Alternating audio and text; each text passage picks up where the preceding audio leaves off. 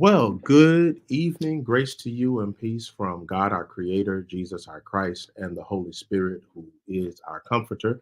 I am the Reverend Dr. Xavier Johnson, the pastor of the Bethel Baptist Church in Dayton, Ohio, and the Social Justice Commission chair for the Ohio Baptist General Convention. And I want to welcome you to this conversation tonight. This whole episode is called Black Baptists and Voting, a Conversation. And so we're welcoming you into the space tonight. Do me a favor, whether you're watching this on Facebook or YouTube, or your conventions, Facebook or social media platform, if you can, share this on your timeline. We want to invite uh, others to be a part of this conversation, or rather to eavesdrop on this conversation that I'm getting ready to have with three of my really, really, really good friends. I am so excited to be able to be in conversation with these leaders, these new generation Baptist leaders from, quite frankly, across the country. We're just going to be having a conversation as Black Baptist folks who vote. And tonight we want to encourage you um, not just to listen in, but to be active participants. The whole purpose of this is to kind of pique your interest in engagement in this election season. We can't go to sleep. Um, Granted, we cannot tell you who to vote for, but we want to tell you that you need to vote and you need to be an educated voter. And so this conversation is designed to try to encourage that. And so, with that being said, I want to welcome our guest tonight. I want to make sure I got my notes right so I get all the acronyms and conventions together. Our first guest tonight is the Reverend Dr. Linwood T. Blizzard II. He is from the Baptist General Convention of Virginia. He is their social justice and health equity coordinator. We will bring him on. Our next guest tonight is um, the Reverend Danielle Ayers. She is the social justice pastor at Friendship West Baptist Church in Dallas, Texas. And then our last guest tonight is the Reverend Dr. Tyree A. Anderson. He is the Social Justice Commission chair of the Alabama State Missionary Convention. So welcome to my friends. It is so good to have you all in the space. I'm excited about this conversation. We've been talking about it for a couple of weeks. So just if you want to come in, we'll maybe start with Reverend Blizzard, then go with Reverend Ayers and Reverend then to Dr. Anderson. Just say hello to us and greet our audience tonight. I'm Dr. Linwood Blizzard. I'll greet everybody who joins us for this broadcast. We thank Dr. Johnson for allowing us to gather tonight. Greetings from the Baptist General Convention of Virginia. I also serve as a senior pastor of the Macedonia Baptist Church in Heathsville, Virginia.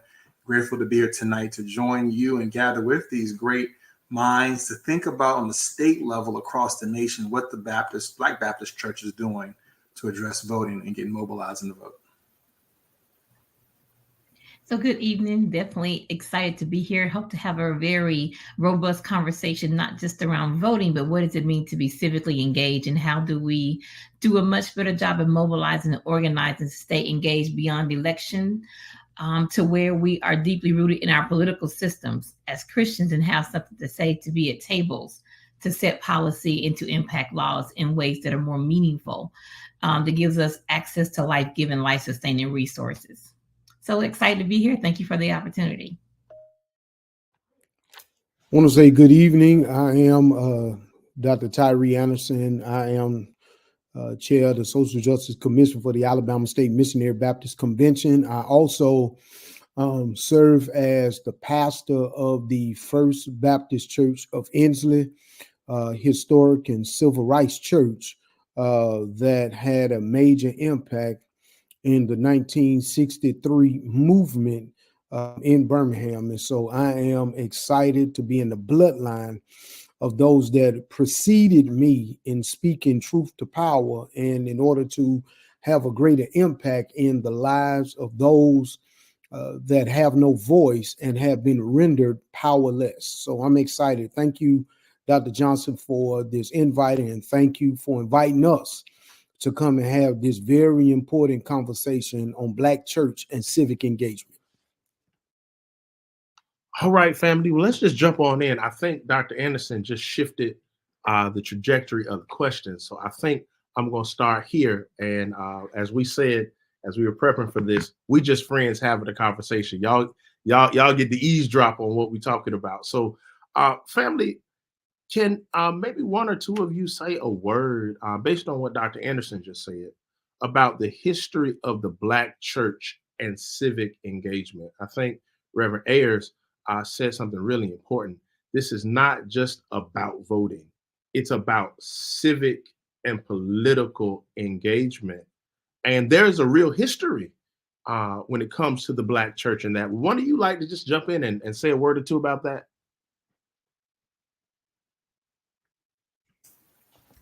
Look, soon to be Dr. Ayers. Come on. Because I think you ought to be the one to lead it off. Well, I think the first thing, right, when we talk about civic engagement, that can be political or non-political, right? So I think for the conversation tonight, I want to lean into the political part of that and what politics really means. So that scares a lot of Christians off when we even say the word politics. So when you think about historically, right? For me, I mean, we wouldn't be here if the church wasn't political.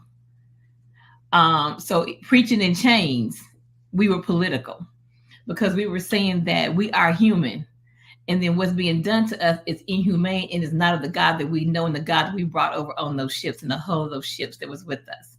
So for me, we've always been engaged politically. And so whether it's preaching in chains, whether it's when we had the prophetic break and began to have brick and mortar and organized in ways to deal with issues that impacted us and those to whom we preached to whom we gave care to. This is a part of who we've always been.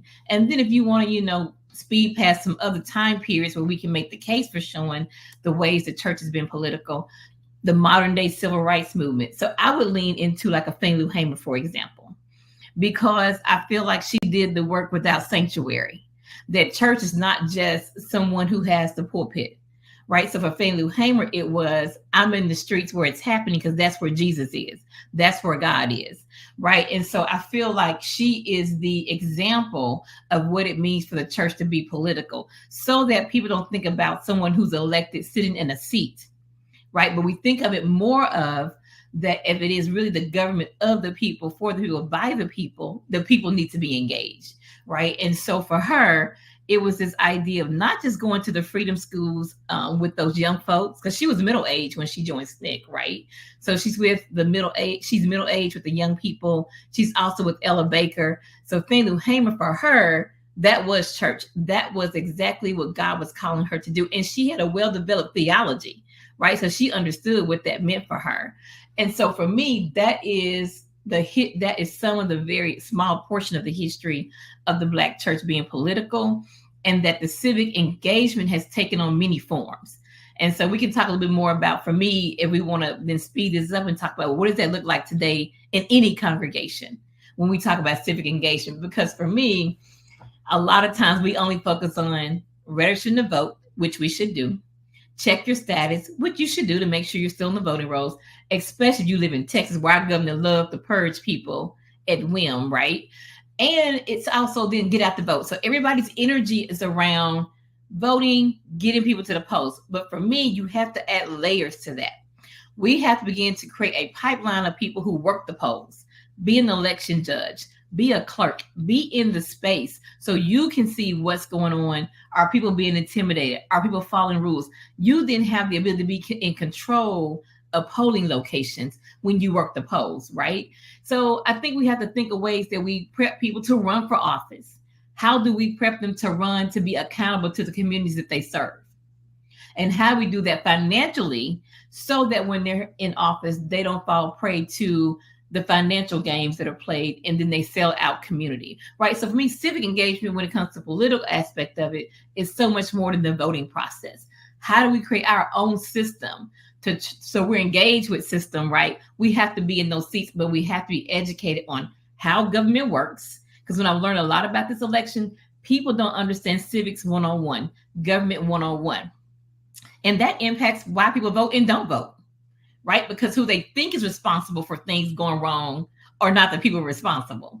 So that's kind of where I sit in this conversation. I love taking the look back. We got to have that Sankofa moment. So I think Sankofa then empowers us to do this work of justice, to do the work of civic engagement. But what does that look like? So we're reaching back to gather that which is helpful for us. But what do we do when we go forward? Are we making our churches? Are we constructing them? The infrastructure of our churches, is that there to do this work throughout the year and not just during election time? Mm. So what I hear you saying, Reverend Ayers, is voting is great. It's something we need to do. But if we're really going to construct this beloved community, we got to look beyond that and start to think at a systems level and not at just a one-day event level where we show up, vote, go home, and disengage, thinking that, okay, well, I did my job, I voted, let them do it. No, that ain't the answer. I think that's what I hear you saying. We got to be engaged in a more systemic, continuous way. Cool. Reverend Blizzard, were you trying to get in, Doc? No, Reverend Ayers, she just laid it all out, and we're grateful for it, and gave us some guidance in this conversation. I think part of our problem with the Black church is that in the contemporary space is that we treat voting like a helicopter parent right now. We drop in November, do what we gonna do, and fly back out and hope it all gets all together, and we miss the essence of what it means to be the Black church in its origin was really designed to negotiate and reconcile Genesis 1:26 and 27. The idea of being made in God's image without respect of race or perspective. And we as the Black church, in its essence, is not built on, as James Cone wrote, it's not built on creeds or some idea or some big treaties. It's built on the Black experience of being hung, killed, raped, and sold, and reconciling that in the 21st century. The challenge for us today is that we don't identify our Blackness the same anymore. We have a varying understanding of degrees of what's happening and with stratification. So even when we think about the idea of being engaged to what end is the question, where we've moved away from the tradition of a communal church to more of an individualistic style of desire and what we want to have. Even when we think about the idea of voting in its core is really novel to the Black church. I mean, it just was 1965, we were guaranteed our rights, which is just yesterday in the big perspective. Our issues today of how we approach it is that I believe the history of the Black civic engagement is that we don't see our cause as the same.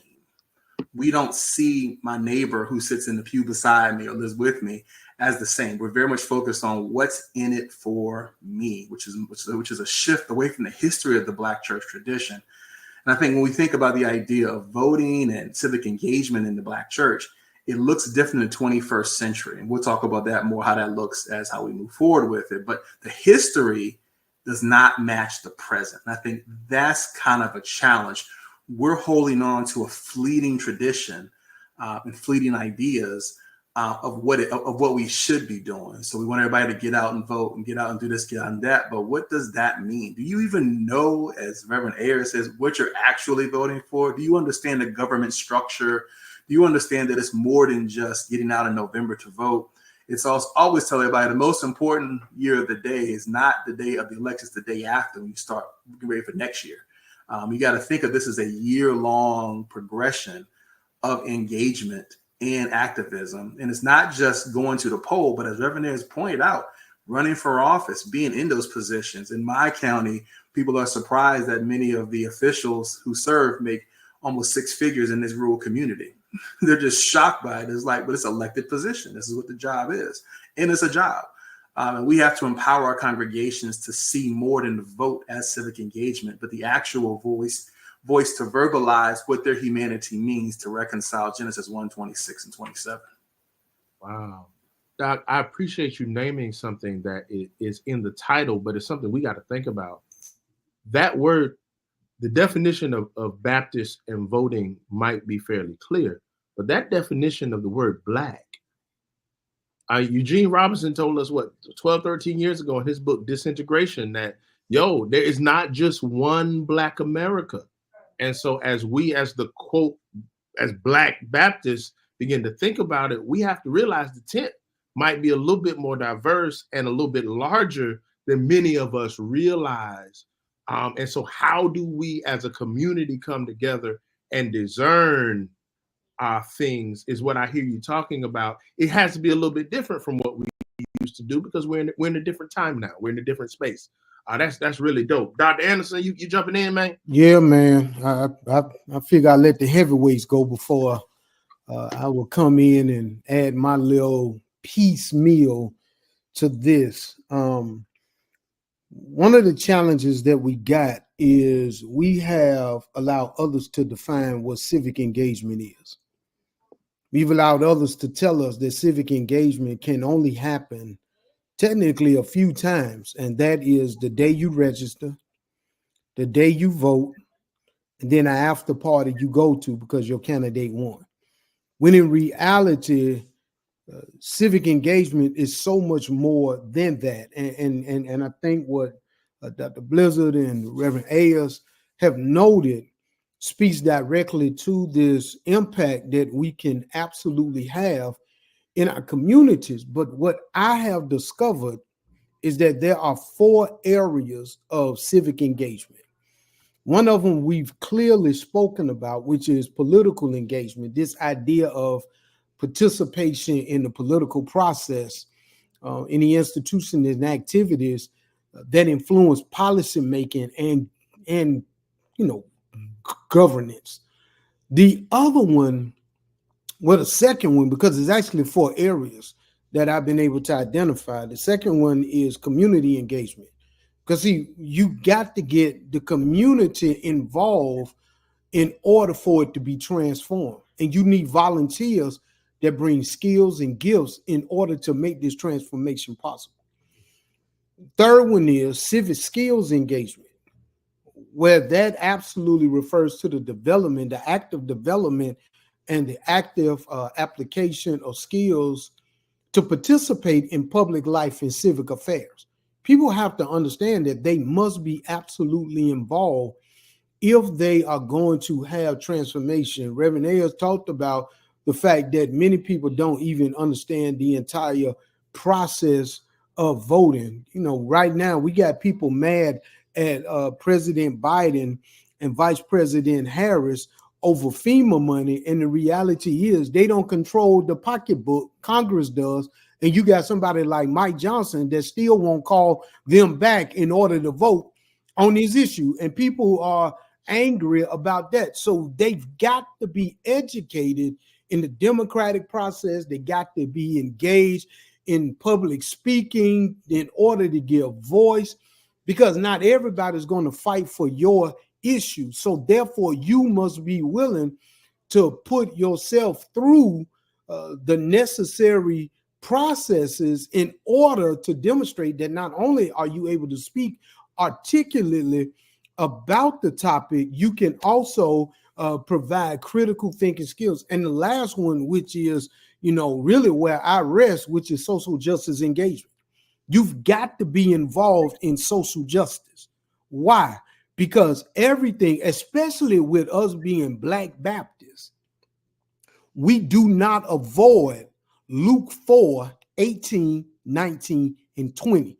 The mandate from the master is that we are to engage in every activity possible in order to provide relief and to usher in the year of the Lord's favor. And too many Black churches, too many Black pastors have been bought out for peanuts in order to sabotage their communities, in order to keep certain people out, in order to handicap the operations that could lead to liberation. And instead of them doing the work of justice, instead of them doing the work of civic engagement, instead of them doing the work of proper development, they are working against those who are doing it because they have been invited to cocktail parties, steak dinners, and all kind of other events. And I am a proud graduate of the school named after the one who created the sit-in. Dr. Samuel DeWitt Proctor, Virginia Union School of Theology, and we are rooted in this liberation movement. So a time like this requires us to do more than stand in the pulpit, hold our ear, rap back, holler, and say, won't he do it? Trying to follow what Rudy been doing, trying to act like they Rudy McKissick Jr. We need to be doing the work of justice. And we can't do it because we don't want to talk about it, as if the Bible is absent of politics. If you have the kingdom of God, kingdom is a political word. When you have Joseph and Mary coming back in order to do a forced census, that's political because they want to see what the tax dollars are supposed to look like in Rome. People want to act as if politics is absent in the Bible. No, it is very much present and is very much there. But we don't read it like that because those that we choose to read, who ain't thought about us. I ain't going to call no names yet. Maybe a little bit later I'll call names since we just having a conversation. But they are reading some of these folk that have said that the theology that we adhere to does not line up with the Bible. Because we don't follow everything Paul said. We follow Jesus. And that's where the difference is. So, man, if Jesus was here today, it'll be a totally different conversation. They'll probably crucify him again for saying you should go out there and do the work of ministry and justice and get these people to the polls. Yo, I want to take that, Dr. Anderson, and jump in and try to tie it to what Dr. Blizzard and Her Holiness, the very Reverend Ayers, has said to us tonight. Because what I heard Reverend Ayers talk about is the fact that many in our congregations, many in our community are very uneducated as to the political process. Like, I want to have a Bible study one night where I go back and show that old school cartoon from when we were all kids, Schoolhouse Rock, how a bill becomes a law. Because some of the conversations I hear in the barbershop, in the grocery store, just in passing with folks in the community, tells me that, to Reverend Ayers' point, these folks really have no idea who's responsible for what. There were some folks who did not really know how powerful the office of the president was. Those, I think they're what, Article 1 powers.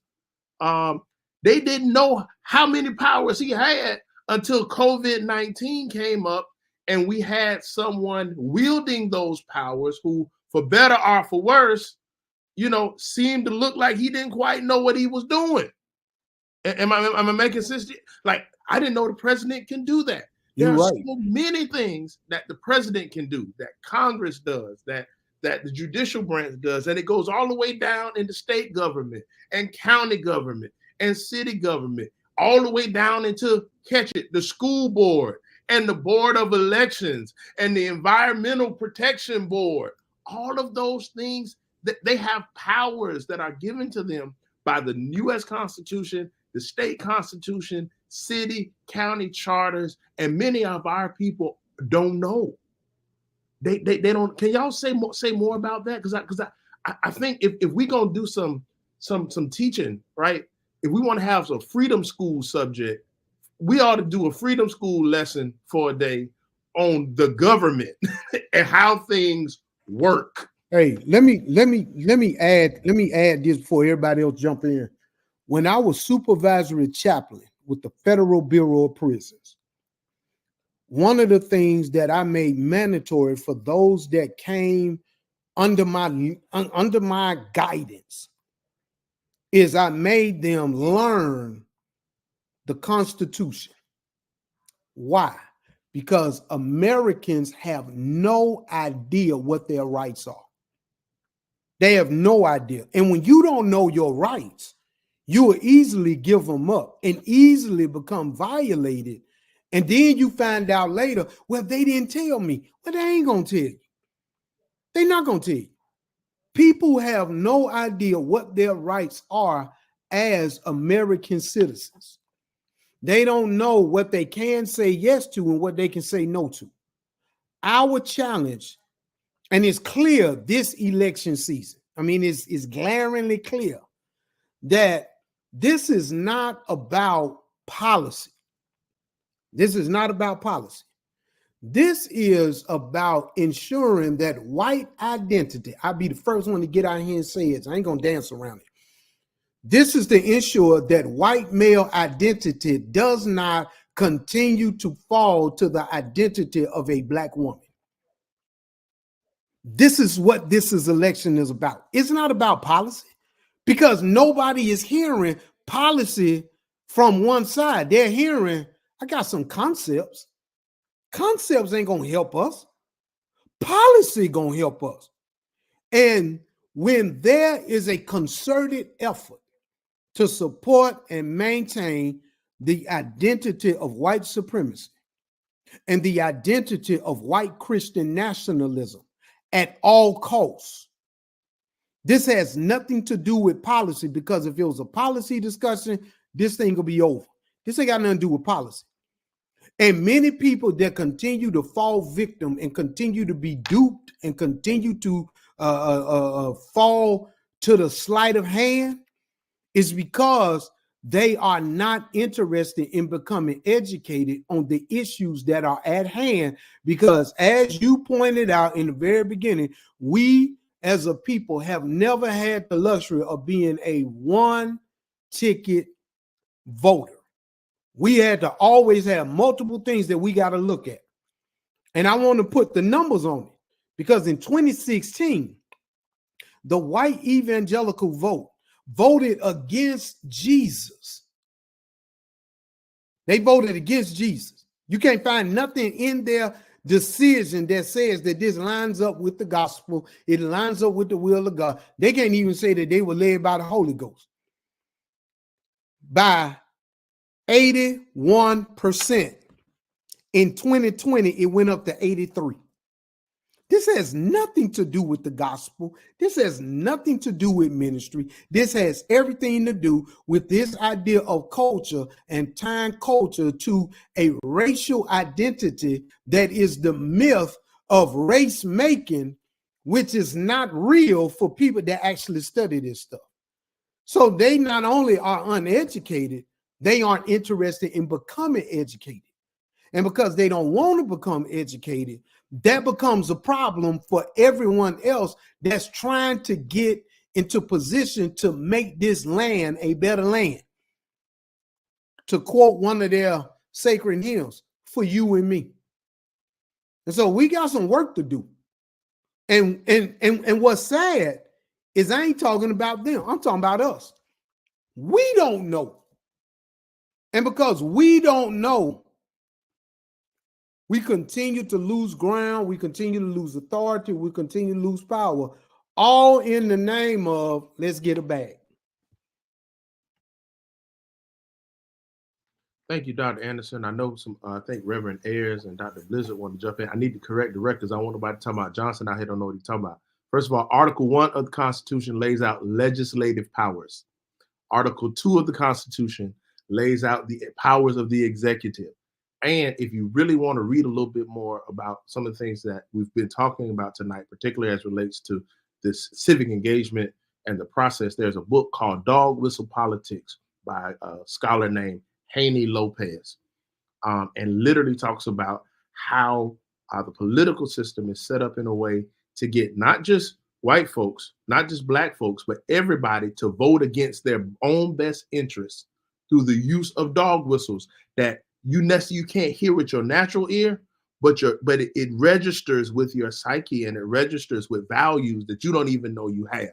It's a great book. If you haven't read it, you need to read it. Doc Blizzard, Rem Ayers, y'all want to jump in on this? The Dr. Anderson brought a good point to us. I think to deal with the issue of whiteness in this election cycle, what we are struggling with is America's, which is everybody's, proximity to whiteness and proximity to wealth. When we go back and think about who talked about Johnson was important, but we talk about the Johnson Amendment, which is a major point of the conversation of politics. It's about the same time when America, around 1950s, when America started to say 3 things we can't talk about in public: it's race, religion, and politics. And it just so happens those are the 3 points that sit on the axis of what made the Black church so powerful in the moment when it was pronounced. As a result, we have people in our congregations. Just start with our congregations who don't know because they feel that their political life, or more like their everyday lived life, is detached from their spiritual lives. So we have people who will, how do I approximate this? Will come to the altar in tears for the policies that are wrong, but won't fight against the policies when they finally leave the sanctuary. So this is where we are struggling with. It is to some level cognitive dissonance is what we're watching within our own congregations. And the challenge with where we are and how we approach this as the church is that we don't think we have a connection to it. So we don't ask the questions and we're not told enough. And obviously in our system of education, and obviously the intentionality of the system, the more you disenfranchise the voter, the more less people have more power. And as representative public becomes not really a representative public, is based on who has the money to buy off this politician, about that politician. But we have to get people to understand how the system actually works, and not just the snippets that they're catching on their social media feed, targeting them as not the user, but the end product. Like, that's a whole other conversation in how we are becoming polarized in our own thought processes. But we have to understand how the system actually works. And that's obviously layers on layers of how this thing works, even down to conversations about Gaza and Israel and oil prices and OPEC and all these other things and inflation. There's things that Biden has some control over and Biden cannot do anything about, in the same way as Trump didn't do anything about it when he was president. But a lot of our issues is based on the issues of a narrow conservative read of the text and how we interpret the Bible. Now, I'm from Virginia. I'm from the area where you have the Thomas Road Baptist Church. I'll just name it for what it is. And these other conservative movements built in 1970s as a response to Roe v. Wade as the religious right, which, as Dr. Anderson says, became ultimately, I suggested, a tool for the church to use to advance a cause. Had nothing to do with actual politics, with the actual Bible. It was based more on the idea of whiteness and this centered thought of a one policy issue, whether it's same-sex marriage or whether it was abortion rights. What we're watching is this conservative view of the Bible, is how people become disconnected with the actual systems that they live in and see the challenges they face every single day, and will literally vote against the very thing they need to support themselves across race and gender and ethnic lines. We have to get people back now how the system actually works and how it actually entangles them, and that you can't not be politically engaged. And I ask everybody the simple question: do you pay taxes? I've heard nobody tell me no yet. So if you pay taxes, you are part of the system, no matter what your religion and tradition is.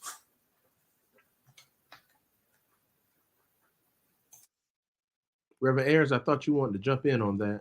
I do. I don't even know where to start. So much has been said. I have like 5 points, and I'm not going to try to hit them all. But so let me start where I think Dr. Anderson and Dr. Blizzard left off. And let me just speak from, because a lot of this also has a lot to do with our social location too, right? Understanding where we are. So in Texas, just what I say about Texas, if the South is the Bible Belt, Texas is the buckle. And in many ways, the theological defense system that sanctions slavery, Jim Crow, lynchings, etc., is deeply embedded in many pulpits across this state, Black, white, and brown. So that is the first problem. And that's why we have a dualistic theology in most churches.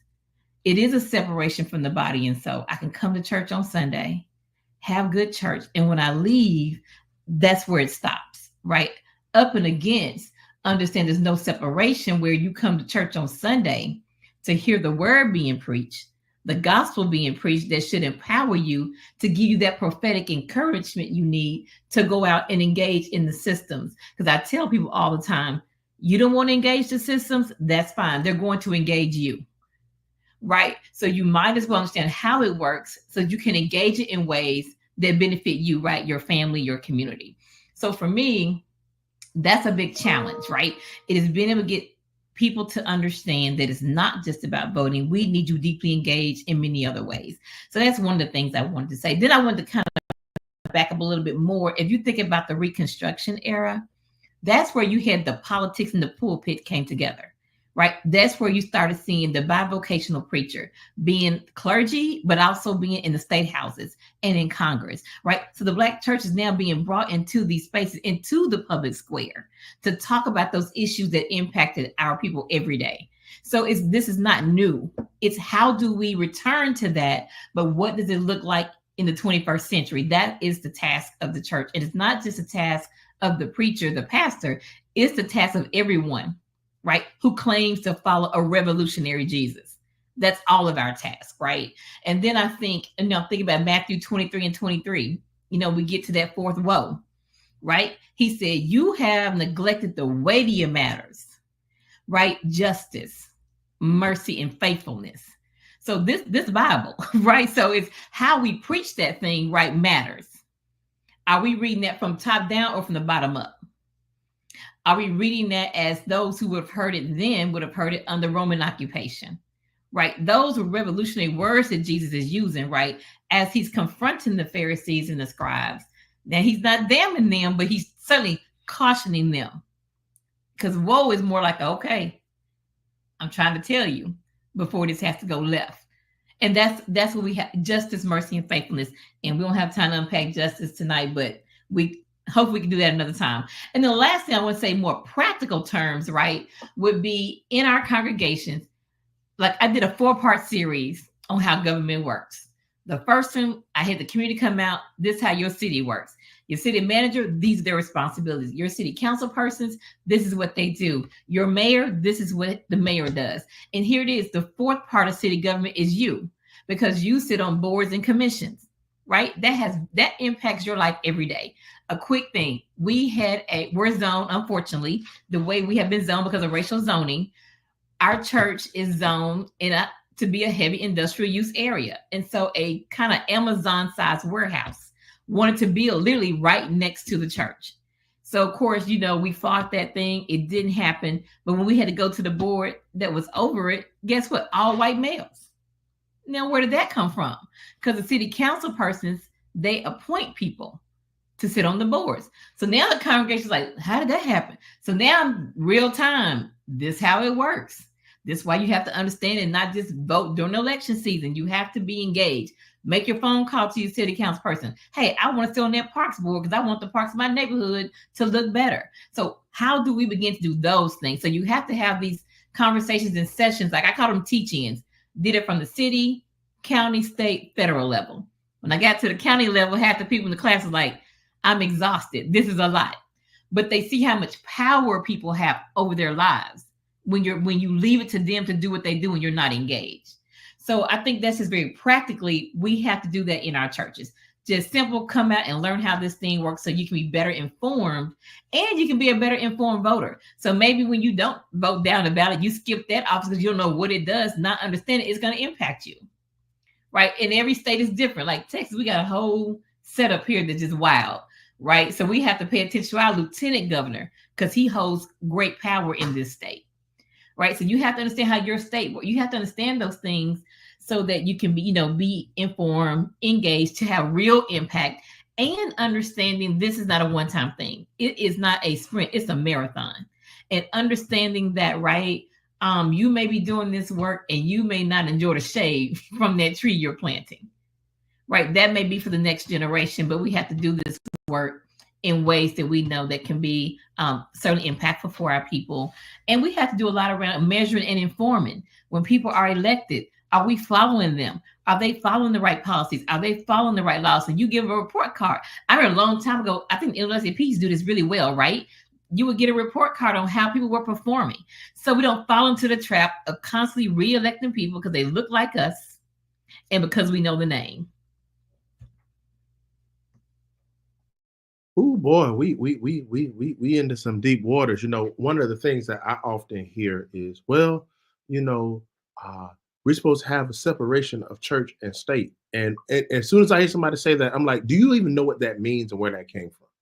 It was not designed to protect the civil government from critique and engagement from the church. It was designed to keep the government from setting up a state religion that everybody had to follow. That does not mean that you can't talk about politics. It doesn't mean that as a church you can't, but so many people are under the delusion that the separation of church and state means that, we can't talk about politics and engage in civic processes as a church. And that does not mean that at all. The other thing that I think is really crucial, Reverend Ayers, you came right down my street, is I know some of the folks that I've talked to, they coming out and I'm voting for the president. I might vote for my U.S. senator if I think I know who that person is. But the rest of these people down ballot, I ain't voting. I don't know who they are. I'm moving on. I remember as a young man, my first time voting. I'm an undergraduate at the University of South Florida. Go Bulls! And I get in the booth. I'm going to vote. And at that time, I think that was the first. I want to say that was around the Bush Gore election. So I'm definitely voting on this, right? And y'all know what happened with Florida and the hanging chads during that time. But I remember getting in there, and I knew who George Bush was, and I knew who Al Gore was. But when I started reading down the ballot, I ain't know who none of them other people was. I had no clue. And over time, as a pastor and a leader, I've come to discover that is true. All politics is really local. And those people that are down ballot, whose names I don't know, whose platforms and policies I haven't researched, actually have more influence and control and impact on my everyday life than the president of the United States. You got to know who those judges are, because you complaining about people not getting bail and bails being set too high. Well, who elects the judges? You're complaining about what's coming out of the prosecutor's office. Who elects the prosecutor? You mad at the school board for what's happening with who elects the school board? If we don't do the work of encouraging our folks, hey, listen, it's not just about Kamala and Trump. It's about everybody all the way down to the dog catcher. It's about all those issues on there. We have an issue now. I think it's issue 1, where we're trying to end gerrymandering in the state of Ohio. There's so many people who don't even know what that is. You go in there, you voting yes or no on something, and you're voting something into the state constitution, right? That you don't understand. That's a problem. So I thank you for naming that. It's more than just the top of the ticket. You gotta be educated all the way down. Come on in, Reverend. I just want to say one, because I think this is important to say too, right? To your point is we need to understand that we always say elections have consequences. And I always say they have long-term consequences as well, right? So policies, when they're passed, laws, when they're passed and implemented, they're not just for that particular presidency or that particular person who's serving at that time, right? Those things can last for years, right? And I also think about, here's something, because I like to be very practical when we're trying to, talking to folks. Think about Breonna Taylor, like the judge, right, who made his ruling in Breonna Taylor's case. Ronald Reagan appointed him to be a federal judge. Reagan hasn't been president in almost 40 years. So we got to understand that we have to really vote in ways that are intelligent, that we're thinking about it, and we understand the real long-lasting impacts of our vote. And we think about Tea Party, to your point, that's what they did right when Obama got elected. They went precinct chair. If it was something to be ran for, they ran for it, right? So it is this case that we have to be in position, and not just, so you got to have, I call it inside outside game, right? You got to have people inside of the system, but you also have to keep people on the outside of the system to keep them honest, right? And I do that in real time with some of my good friends. We used to be on the streets together back in the day marching, and some of them went the political route, and we have clashed, right? We still friends, but I'm on this side, right? I'm not a politician. I consider myself to be a prophet. I'm prophetic in what I do. So no matter who's in the seat, my message is going to be the same. My work is going to be the same. And I think that's the larger conversation we need to shift to, right? To talk about, regardless of who's in office, for Black folks, our agenda, our work does not change. We have a lot of issues we have to work on, a lot of issues we have to address. And for me, I think you want to have your best opponent in office so you can really put the gas on. You can really press and push to get what you need. Where is the agenda, right? I think that's very important. I know I'm going to talk about Project 2025, but I think that's where we need to understand what it is and what it's not, right? That it's not new in kind. It might be a little new in time that it's shifted, but I mean, starting 81, the leadership mandate, right? It's just a different iteration. So we need to be thinking along those lines, right? How do we, when you think about this Black Baptist, it's enough of us to put together a 19,000 page document on what we want the country to look like, what we want our communities to look like. So how do we begin to get out of our isolated roles? How do we not be so single issue focused? How do we not let some theological divides keep us from coming together at the table to have the conversation? You mentioned earlier that Black looks different, right? And so it does, right? We're not a monolithic people. So we got to understand that, and I'm going to say this language because that's how I identify myself as a Pan-Africanist, right? That, because I think it's a strategy that we can use that can cut across all the various ways that Blackness shows up, but it has an agenda that we can say that, we have these common things that we all can agree on that we need to work toward. We're not going to agree on everything. And guess what? We don't have to. But I do think we can find some commonalities where we can really have something we can all focus on and that we can all work toward that can be beneficial for all of us. Reverend Harris, you just reminded me of a quote I used to hear back in my NAACP days.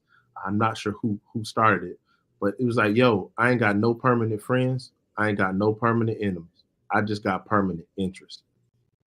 And I think in this, and not just in this election season, but throughout the whole year as a community, we got to get out of this.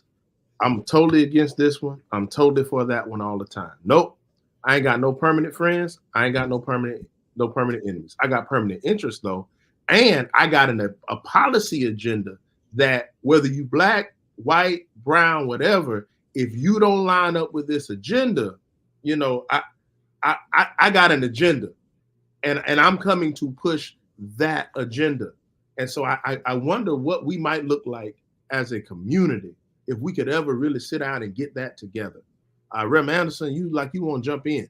Yeah, we developed one here in Alabama, a policy agenda, and sent it to both of the major candidates. And as I explained to my state president, Dr. Melvin Owens, I said, the reason why I'm so adamant about this is because between 2008 and 2016, we let somebody off the hook. Now, people don't want to talk about it. They want to act as if it didn't happen. We let the golden boy off the hook because we never held him accountable to the Black community. I ain't got no problem with brother. I'm glad he was the first. But the bottom line is you a politician. You are a politician, and you demonstrated that when you went after Dr. Jeremiah Wright. And you did it again in your wife's book when she called him the crazy uncle. So some of us got major issues with that first family because that first family forgot from whence they have come. And so we have to begin to hold these politicians accountable. People are upset in the state of Alabama. Some Black politicians are upset because I'm telling them we have a report card on you. And your report card does not indicate that if you were in a public school, you would go to the next grade. We have to begin to hold these politicians accountable because they have been getting reelected on something they did 20 years ago. And we're just supposed to say, oh, I'm so happy you're still running. No, no, no, no, no, no, no, no, no, no, no. This is a new day. That day is over. Some of us are keeping close tabs on city council, county commission, state-ran positions, even people that are elected, such as the coroner. In state of Alabama, coroner's elected. So if you got a dead body that looks suspicious, and it could get the police in trouble, you might rule it as a suicide, when it could, in fact, be a homicide. So we got some serious house checking that we need to do for ourselves. Because if we don't do it, who's going to do it? And I agree with Reverend Ayers. When I stood in W.E.B. Du Bois's house in Ghana, and I took a look around and saw those pictures, and I knew that he had called Kwame Nkrumah, Patrice Lumumba, Malcolm X, and Martin Luther King in order to create a Pan-African movement that would galvanize us worldwide, because he finally saw what he couldn't see when Marcus Garvey came to the United States. He finally saw that this is not an issue of class and struggle. This is an issue of identity formation. And until we understand who we are, the red, black, green, and gold will mean nothing to anybody. So we are, I am, and I make no apologies about it, I'm a Pan-African. And I absolutely believe that we ought to be coming together. But the problem is, we got some folk that's like out of South Carolina, some folk that's out of North Carolina, some folk that's out of Florida, that seem to misunderstand who they are. You got identity problems. People that have given you your identity, they can easily shape you as you continue to do their bid and do their will. So we got to make a concerted effort in order to make sure that we let people know this is the policy. This is how they voted. Oh, you didn't know? They didn't vote. You got to even get all the way down to their voting record to show when it was major issues that would impact your community, the person you sent there did not vote. Now you got to have some conversations. I go to Montgomery all the time. I'm always at the Capitol building. I'm always in somebody's office. As soon as I show up, here come these preachers from Birmingham again. You darn right. I brought you down here. I bring you back up. You can come right back to the hood where you supposedly was going to make a difference, and you made no difference. And I got some that come 2026 because, see, this election is done, even though we ain't voted yet. In Alabama, 2026 is the major year for new governor, attorney general, lieutenant governor, secretary of state. All these major positions in 2026. And I'm galvanizing our state convention right now to push them to 2026. Because while everybody else is focused on November 5th, to me, November 5th has already happened. So now I got to get everybody ready for 2026. And if I don't get them ready, it's very unlikely they're going to get ready. Yo, family, I can't believe we've been at this almost an hour already. Like, this has been such a rich conversation. We'll talk about it offline. We might have to make this a quarterly conversation because there just seems like there's so much to talk about Pan-Africanism and the Black church and this freedom school idea of what it looks like to teach our pastors. I mean, we got all, every state convention I know got a Congress of Christian Education. What does it mean to in that Congress hey, we're gonna talk about state politics and how things are set up. These are some of the things I think we need to talk about. But we're not going to get it done tonight. So I'm going to ask one more question and give each of you an opportunity to answer that question as a way of just kind of closing out and ending this time together. So, as a person of faith who is Black, or as a Black person of faith, what do you think is at stake for us in this election cycle?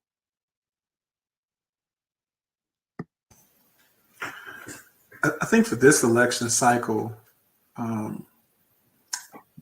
there's obviously a clear statement that America's whiteness essentially is on the ballot.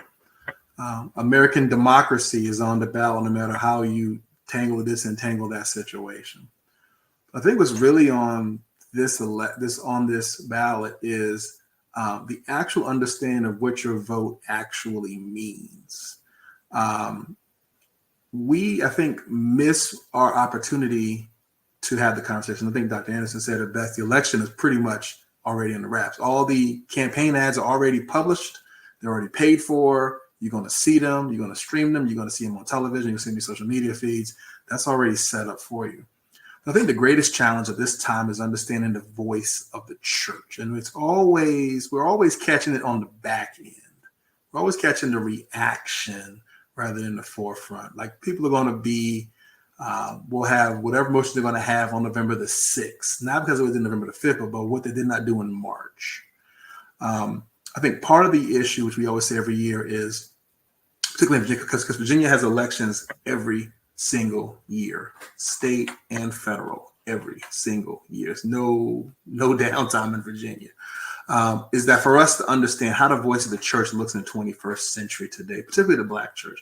And as a person of faith and as a Black voter, I lament how people feel they have no power because they are so fragmented in their search for identity inside of a white world. Where we talk about Pan-Africanism, it's the idea there's a collective struggle that we have that's economic and identity-based. Even though you may not identify yourself as Black, they see you as Black. They don't hire you as Black. They don't call you back as Black. And then you try to find an excuse to justify why things happen and then say, why is race always the issue? Well, that's just America's original sin. It's time for reckoning of our country to come back and deal with what is happening. I think it's time for us to awaken. I know everybody's talking about who to vote here and vote there. You know, there's a colored girl on the ballot this year and people are concerned about that. And there's a white guy that's kind of little, whatever, X, Y, and Z. Our issue is, what are the issues that are pressing the church today? And as Dr. Anderson said, that Bama has a manifesto, has a document. BGC for Virginia has a political agenda statement that's written. What are the issues that affect your congregation and your people? The Johnson Amendment was written in 1955. As Dr. Johnson has said, it was designed to make sure that the government does not rule the church, which is what happens in the old tradition of the Anglican communion, which is why the Baptists came. It's what they do. Several churches today is a huge Baptist thing. But the Johnson Amendment really designed to move us away from having a polarizing sense for who to vote for, but it pushes us to ask the question, what are the issues that affect your community? You have to name those issues before those issues name you. People always look up and come to that last zoning meeting before they build that highway that's been on the books for 15 years. We have to move from a reactive position to be on the forefront. And as Dr. Reverend Ayers says, organize early and organize in mass. I've seen it, how it works here in the rural space and across Virginia. We have to understand that our vote matters and our vote is more than just on election day.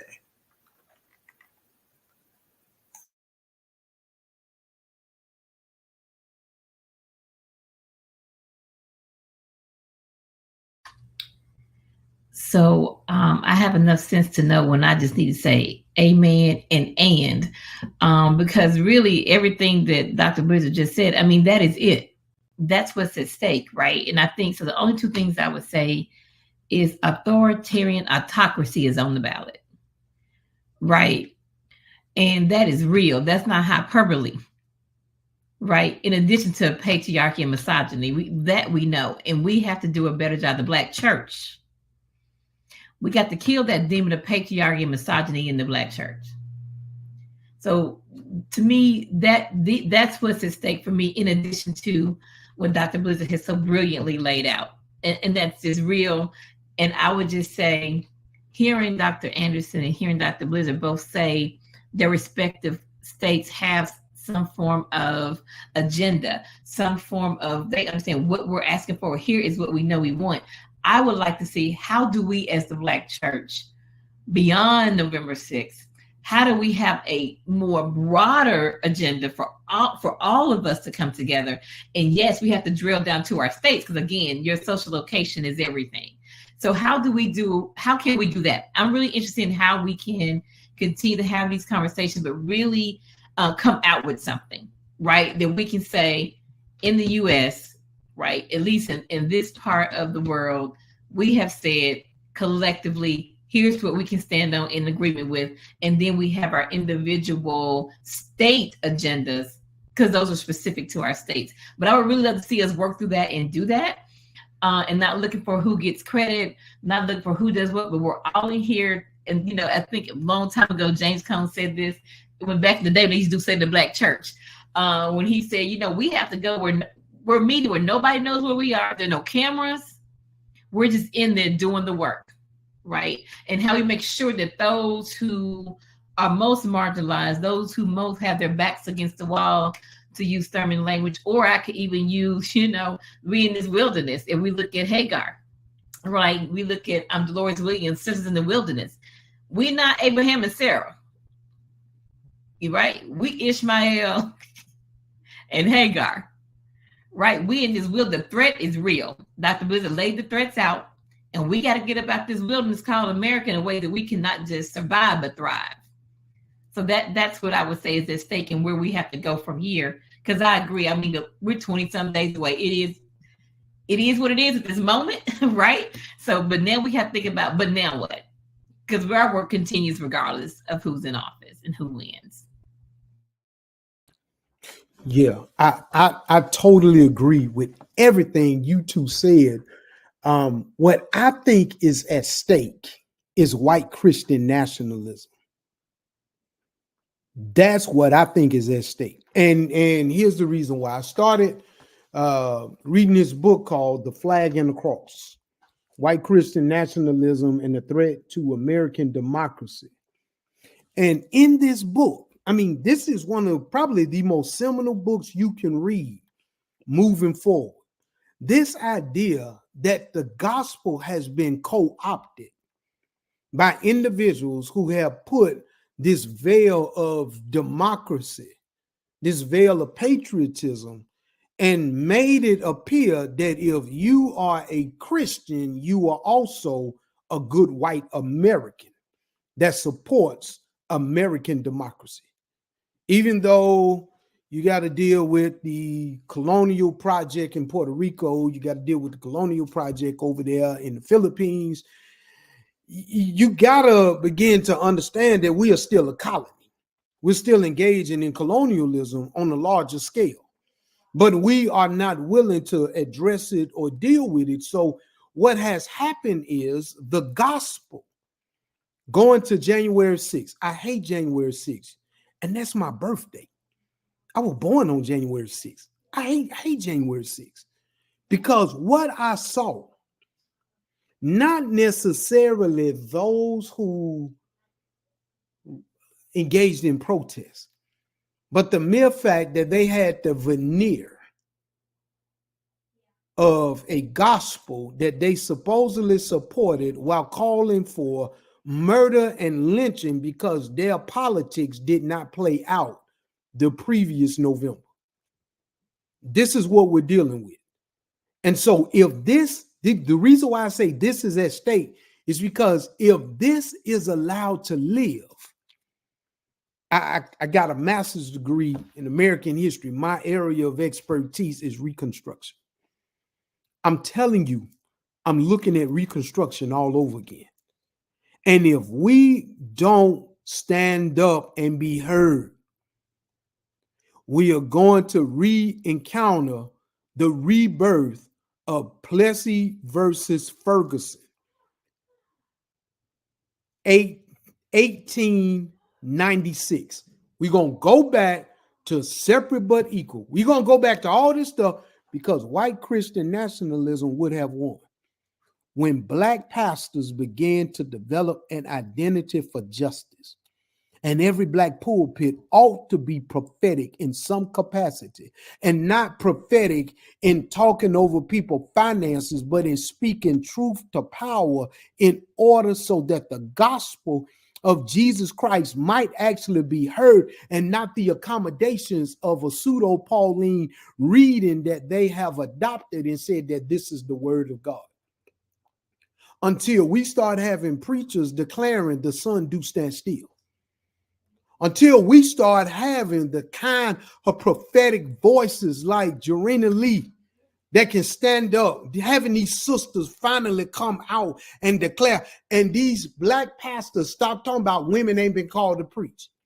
So they ain't gonna vote because a woman shouldn't lead a man, acting as if they actually run their own household. I ain't nobody fooled by all this. If white Christian nationalism is allowed to live, the black church is going to absolutely crumble. And I refuse to stand by the wayside and allow people who see me as a monkey and an animal tell me what I can't say, when it's clear that what they've been telling us for years about the superiority of the white male identity has come under attack, especially when I look at that sister in New York that took old boy to the woodshed. And I'm looking at the sister over in Georgia about to take him to the woodshed. And I'm looking at this election and it looked like he might get taken to the woodshed again. 3 strikes and you out. They would never allow us. How do you support a party? And I'm an independent. How do you support a party that says that you about law and order, but your major candidate has 34 felonies? Maybe I'm looking at this wrong. You say you the party of family, but it's okay to cheat on your wife while she's pregnant and get hooked up with a porn star. And you support it saying that this is God's man. We got a lot at stake. And unless we are willing to do like our ancestors, Reverend Ayers started out talking about Fannie Lou Hamer. Unless we are willing to be beat like Fannie Lou Hamer was beat, in order for justice to happen, ain't nothing gonna change. We got to be willing to put our lives on the line, because this is pertaining to my son who's over there playing PS5 now. That's clueless about all this stuff going on. And his children, when he finally have. We've got to get to this place where our identity is not tied up in the approval of people who don't even believe in God. Appreciate it, bro. This has been rich. So as we prepare to end this time together, for some of the things I've gleaned from this conversation, I think I want to leave with us as some next steps that can be applicable, not just in Ohio, but also in Virginia and in Alabama and in Texas. First of all, pastors, congregations, saints, listen, they need poll watchers. They need poll chaplains. If you haven't signed up for that yet, and you got the time and the ability to do that, sign up to be a poll watcher, to be a poll chaplain. As Reverend Ayers pointed out, that gives you a level of responsibility for holding people accountable to what's supposed to happen. If you see somebody being intimidated, that gives you authority to step in and intervene. So check out the process in your area for what it means to be a poll watcher or a chaplain. GOTV activities. Voting is not the end all be all, but voting is a starting place. So, if there's a Souls to the Polls effort in your area, pastors who are watching, find out what's going on with that. Get Get your folks to go. If there isn't one, put one together. Even if you just put one together for your church and your people, y'all go down and vote. Most places have early voting.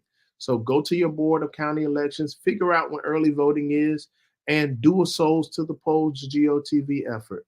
While you're at it, pastors, church clerks, announcers, talk to your pastors, talk to your leadership about what it means to encourage people to check their registrations. Family, call your family members, call your friends, call Nook Nook, Big Steve, Keisha, Tiffany. Hey, baby, have you checked your registration? Because Texas and Ohio, they must got the same people running them because they love to purge folk. And so check your registrations. Make sure you know the rules about what you got to bring to register. I know in Ohio, you can't bring your electric bill no more. You need a state issued ID. They're changing the laws. Make sure your people know what they need in order to go vote. Also, be sure that you study your ballot. I know here in Ohio, they'll mail you a sample ballot. Don't let the first time you look at it be when you go down there to vote. Look at it now. See whose name you recognize. Check out the NAACP in your area, the League of Women Voters. They have report cards that are nonpartisan. They can just tell you what people stand on issues. Make sure you study your ballot so you know who you're voting for. I want to encourage each pastor, each congregation, each member, each person listening, go to a meeting. And no, I'm not talking about your state convention meeting. Go to a school board meeting. Go to a city commission meeting. Go to a county commission meeting. Go by the state house. Go to a zoning board commission meeting and see how stuff works. All right, so the conversation is sounding like there needs to be like a part 2, 3, 4, and 5 to this because there is so much to talk about. We've gone over our time, but listen, I want to thank you all for joining us again. I want to encourage you to A, go check your status for voting. B, make sure you study that ballot. Participate in some kind of GOTV activity. Pastors, take your people to the polls. And if you have the time and the inclination, try to sign up to be a poll watcher, to be a poll chaplain. All right. Well, listen, we're going to have a word of prayer and then we'll be done tonight. God, we give you thanks and praise for this great conversation among friends. God, we thank you for the tradition of the Black church, God, for the tradition of the Black Baptist church. God, we thank you for all of the sisters and brothers who leaning into our belief in the priesthood of all believers, didn't wait on pastors and preachers, but went out into the streets and did what needed to be done, in many cases, bringing us along. God, we thank you for those pastors and preachers and ministers in our tradition who have been engaged in the cause of justice. Now, God, we pray that you would continue to strengthen this generation. God, that you would allow us the grace that we need to continue to fight for justice, to continue to lift up the good news of the gospel. That is a good news for poor folks. That's a good news for the marginalized and for the oppressed. God, never let us forget that aspect of the gospel. God, we also ask that you give us the grace that we need to be engaged and to stay engaged. God, we thank you for what you're going to do. We're looking and depending on you. For we know that you are the God who has brought us thus far along the way. We give you thanks. We give you praise. In the strong name of Jesus, we pray. Amen. All right, family. Good night. Look out for part 2. Y'all take care of yourselves. Bye-bye.